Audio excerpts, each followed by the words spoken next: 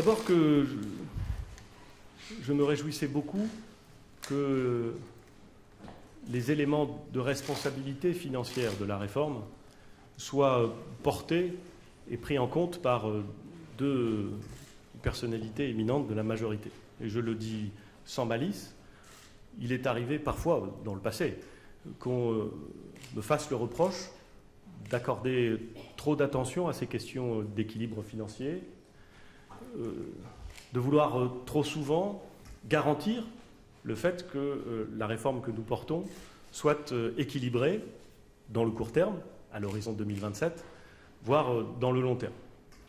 Au fond, je prends cette lettre comme le fait que cette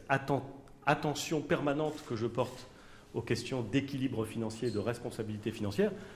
attention permanente qui est systématiquement rappelée par le président de la République, que cette attention permanente est partagée par les députés de la majorité, et je m'en réjouis.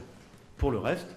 dans les échanges nombreux, quotidiens, réguliers que nous avons avec les députés de la majorité, et en vérité avec l'ensemble des parlementaires, nous serons amenés à répondre point par point aux questions qui ont été évoquées, et Laurent Pietraszewski a déjà d'ailleurs donné un certain nombre d'éléments de réponse pendant la commission spéciale.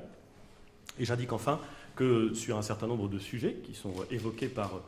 ce courrier, nous avons d'ores et déjà répondu. Je le dis par exemple s'agissant des éléments sur la rémunération des enseignants. Nous nous sommes engagés à procéder dans la durée à une revalorisation massive des rémunérations des professeurs et des enseignants en général. Et nous avons indiqué qu'il appartenait au ministre de l'Éducation nationale d'engager les discussions avec les organisations syndicales, ces discussions ont d'ailleurs commencé, vous le savez parfaitement, pour déterminer la façon dont nous allions procéder à ces revalorisations, le rythme, les instruments,